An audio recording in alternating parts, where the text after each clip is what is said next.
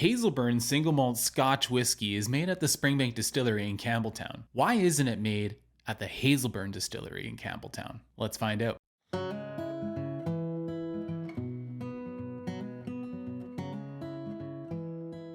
Hey guys, welcome back to Whiskey on the West Coast. My name is Matt, and today we're going to be talking about Hazelburn 10-year-old Campbeltown Single Malt Scotch Whisky.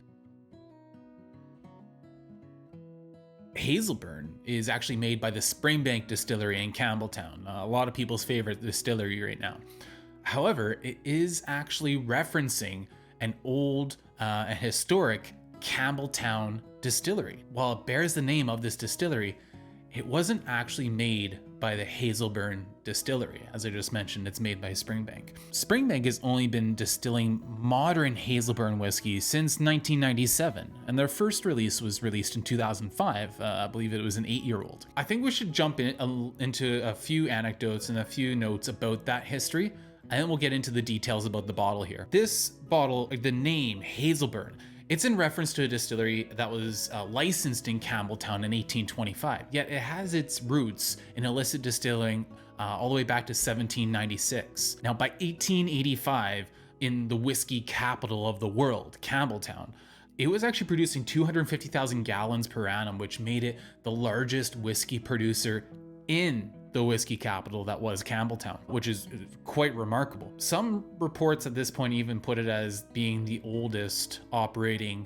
Campbeltown distillery and the largest. So a very significant distillery in the history of Campbeltown. Like a lot of Campbeltown distilleries, it fell on some hard times, had many ownership changes, and in 1920 it was bought by Mackie Co., which then became White Horse Distillers, which is a very famous brand, the White Horse blends and such, which eventually became DCL. So I believe that's the modern forebear to Diageo. Really important brands there. And it has some interesting historical ties too, with people like Masataka Takasuru, the father of Japanese whiskey, having apprenticed. He had his apprenticeship at Hazelburn, where he learned to produce whiskey and blend whiskey in their laboratory. It's really quite an interesting note that someone who learned to make whiskey in Campbeltown at the Hazelburn distillery then took what he learned and brought it back to Japan, really bringing that legacy with him. And even though, sadly, in 1925, Hazelburn closed for the final time, that legacy lives on in Takasuru's work, as well as things like this bottle here, an homage to that history through Springbank. As I mentioned, closing in 1925, it became yet another victim of the Pattison crash, of the downturn in whiskey sales caused by a number of factors, but including prohibition in the United States and elsewhere. So the former whiskey capital of the world, Campbeltown, it really fell on hard times, with I think only 1 or 2 distilleries even being open at its lowest. I think it got down to just 1. Now, the warehouses of Hazelburn were used for many years afterwards to store whiskey from other distilleries, actually for decades afterwards. However, the actual distillery buildings of Hazelburn were demolished, and even those warehouses now, I think there's just kind of like the skeleton, the shell of it. I don't think there's roofs on them anymore. So there's not much left of this famous and important Campbeltown distillery. So Hazelburn Distillery is no more, but we do have Springbank's dedication, their homage, linking back to that past in this bottling right here. Now, what is Springbank's iteration of Hazelburn? It is triple distilled single malt Scotch whiskey. So there are a number of distilleries in Scotland that do triple distillation, Auchentoshan being one of the bigger ones. Glasgow is being one of the newer ones that is going ahead and doing this. It is mainly matured in ex-bourbon casks. Again, this one here has a 10-year age statement, and I'm talking about the 10-year, not some of the special releases which are aged in other finishing or wine casks, for instance. So ex-bourbon casks, 46% ABV. Of course, it's Springbank, so it's non-chill filtered, it's natural color, it's got all the hallmarks and all the makings of a fantastic whiskey. My bottle here, which I'm actually killing, this is a bottle kill review right now, is from 2020. It's stamped 4/8/20. So I've had this bottle for a while, and I think it's about time we get around to a review. Okay, unpeated, triple distilled from the Springbank Distillery. Let's see what we got here on the nose.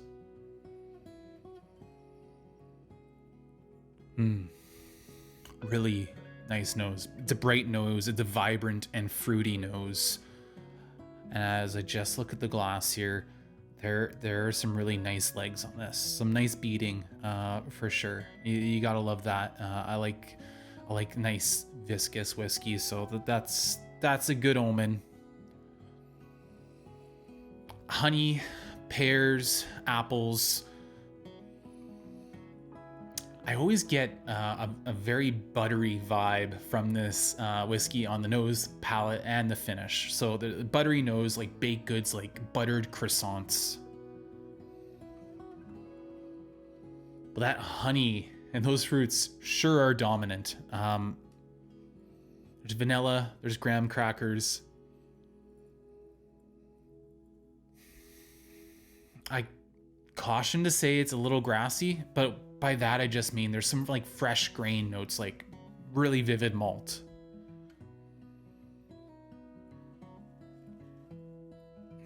Not the most complex nose by a long shot, but there's a lot to pick out in there. So it's just, I guess complex is not the word, but it's engaging. It's a very engaging nose. There's like the smallest shadow of like a Springbank Campbeltown funk, but it's nothing like Springbank in that way, and it's nothing like even Long Row in that way. Some citrus there too, profiling more like a grapefruit sort of vibe. Yeah, and maybe like a little touch of like a cream soda. Yeah, a cream soda vibe. Yeah, let's get to the palate.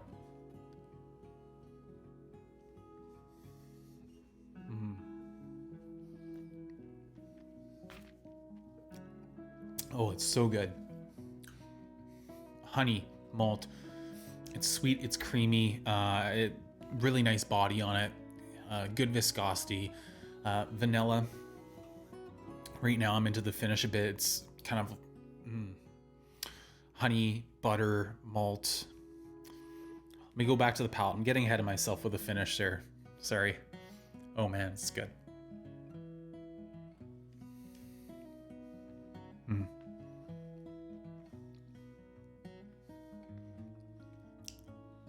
So you got those sweet vibes there with the honey, the malt. The texture's great.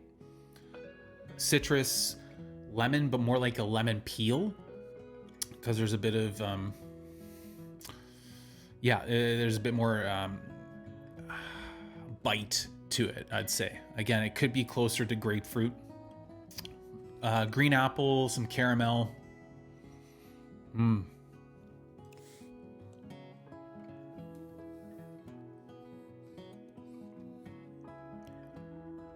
There's some minerality here, almost like a petrichor kind of like stone minerality. I'm guessing this is coming from like the coastal nature of it.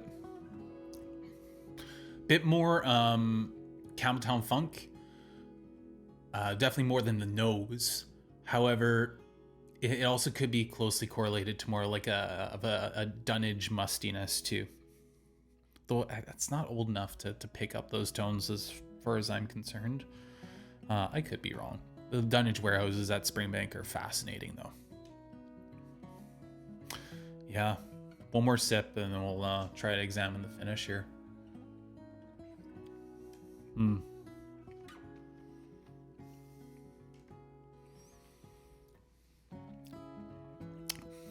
Yeah, buttery, creamy, waxy palate, great texture, great structure.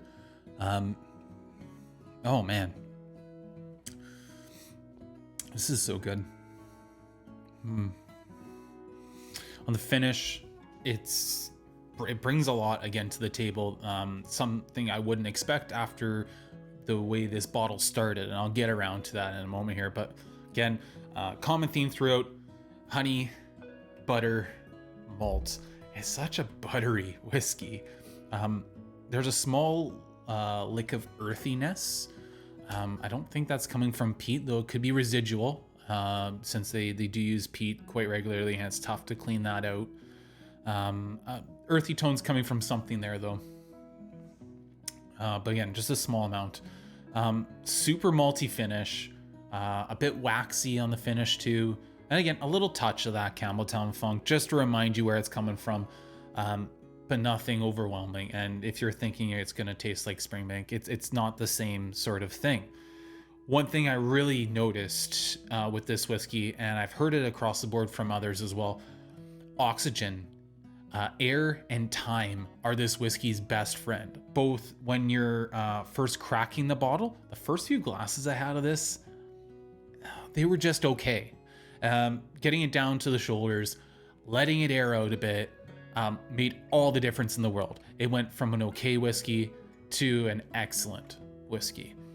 Same when I'm pouring a glass of it. I gotta give this at least 10 minutes. I probably would say give it 20, just pour it, let it rest, come back to it. It's so much better. Air and time are this whiskey's best friends. I obviously enjoyed this bottle. The bottle's empty. It's a bottle kill. What is the score? So while I enjoy this whiskey a lot, it's not my favorite Springbank product, or even Springbank core range product. And I can't really hold that against it. But I'm not as over the moon with it as I am like Springbank 10. And I'm a pretty big fan of Long Row. That said, this is a whiskey I'm always going to have in my arsenal. And I'm giving it an 87 out of 100. I really enjoyed this whiskey. I would recommend it to anyone. I think it's a great whiskey to throw at Irish whiskey lovers, because they'll be familiar with the triple distilled whiskeys of Ireland, and it'd be cool to get their take on a little bit more characterful triple distilled whiskey from Scotland.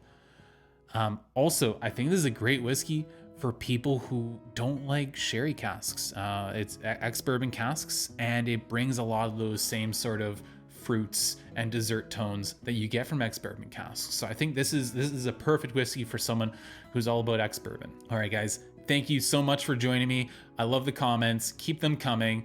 If you haven't subscribed yet, please go ahead and subscribe. It really helps. Like, share, and comment down below. What do you think of Hazelburn 10-year-old? If you've had other variants of Hazelburn, what is your favorite? Did you like the Barolo or the Oloroso casks they've done? They're cast strength ones. I've never had an opportunity to try them. So please let me know if there's one I should be hunting down. Until next time, guys, again, I really appreciate you joining me. Sláinte.